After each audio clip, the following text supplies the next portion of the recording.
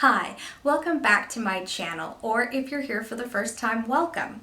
I'm Stacey. I'm a therapist in private practice in the Jackson, Mississippi area, and this is Ask a Therapist.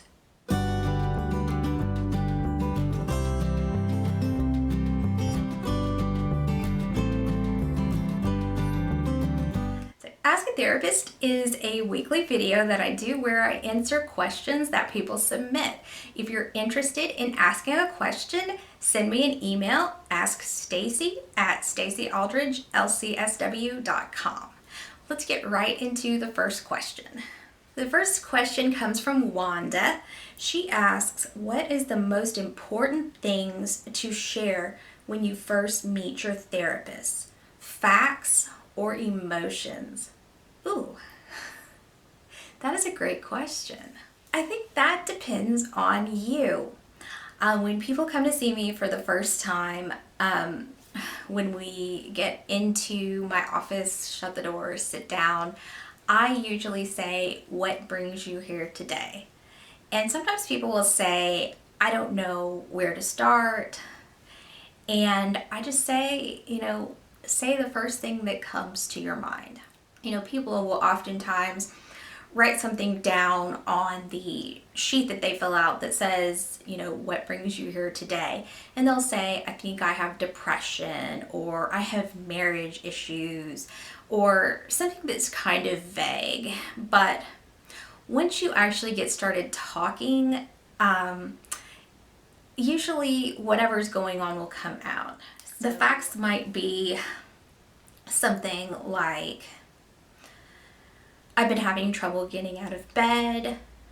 I don't have as much of an appetite as I used to. My friends and family tell me that I seem like a different person. I go to work every day, but I don't care about my work anymore. Those are facts, but that's still something that's important to share if that's what brought you to therapy. If emotions are what brought you to therapy, then talk about that. That's not to say that you don't have emotions around those facts of like not getting out of bed.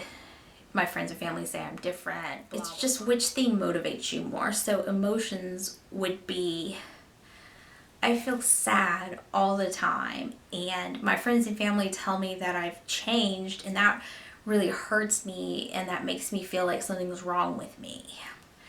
So facts and emotions are not necessarily different things.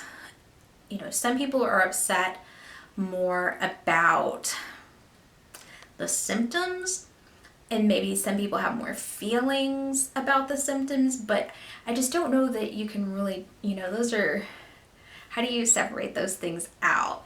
So it would be probably easier for me to answer that question if I knew exactly what you meant by facts or emotions.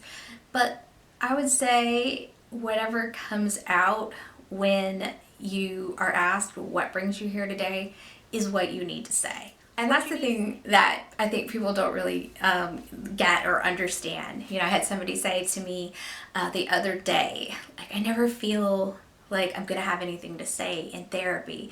I get here and I sit down and I go, wow, not that much is going on. I don't know that I really have that much to talk about. And then the next thing I know, 50 minutes have passed, because that's the way that it happens. Sometimes what you think brings you to therapy is not what actually brings you to therapy. I had a client come in and say that their issue was depression, but when they started to talk about the depression, it turned out that what was really going on was problems in the marriage. Now, feelings were being caused by the problems in the marriage, but it wasn't just about depression. So what they thought was bringing them to therapy was actually not what the real issue was. They just hadn't really put two and two together. So what you say is important, but I don't think you really need to plan it out so much. Just go with it. Thank you, Wanda, for that question. That was harder to answer than I thought it was going to be. The next question comes from Paul. Paul asks, if you feel your relationship is over, why would you have counseling? Will the old problems not resurface when counseling stops? Okay, I'm going to answer the first part of that first, because I feel like these are two different questions.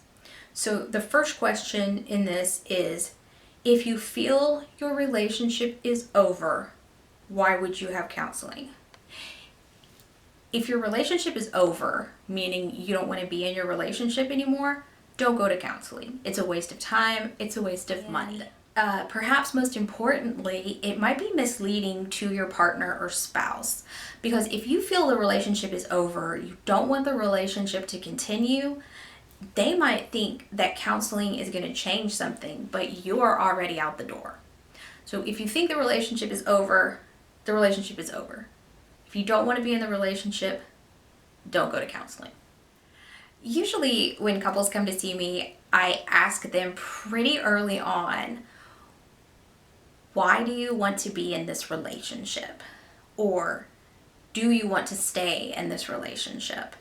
And so far, I have not had anybody in couples counseling say that they did not want to be in the relationship. I have had somebody who came in for marriage issues that I mentioned in the first question, who really didn't have an answer when I asked, do you want to stay in this marriage? Most of the time when I ask people, why do you want to stay married to this person?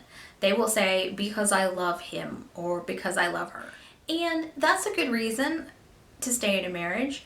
It's not the only thing that you need to make a marriage work. So if you want your relationship to be over, if you feel that it's over, irreparable, or I mean, most importantly, if you don't want to repair it, there's no reason to go to counseling. You know, like if you break something and you don't want to fix it, you're not going to take it into the shop and get it fixed if you don't want it. You know, it just doesn't make any sense. Now, the second part of that question is, will the old problems not resurface when counseling stops? No, they shouldn't. Not if you do the work. See, here's the other thing that I tell couples when they come into my office is that I give them one session, maybe two, to rehash stuff from the past, but probably only one, when I want to know what the problem is and why they are coming to counseling. The rest of it is not just sitting there arguing. I am not going to have people arguing with each other, talking back and forth, screaming, yelling. Like, that's not what we do in couples counseling. We're not rehashing the past. We're not talking about all the things that you did 10 years ago, all the things that your partner did and said. That is not what couples counseling is. Couples counseling is about learning skills to change and work on the problems that you have. So if you're not learning things that you can do, then you're not, what are you doing? You know, you have problems in your marriage. If you could work through those problems by talking to each other, then those problems would be gone. What you need is to learn new ways of doing things, new ways of communicating. Sometimes somebody needs to know that their behavior is inappropriate.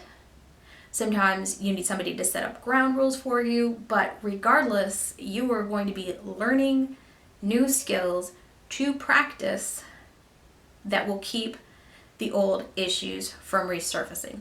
Why? Because bringing up shit from the past is not productive, and if that is one of the things that you or your partner do, that is going to be one of the things that you will learn not to do in couples counseling. So, will the problems resurface? Sure.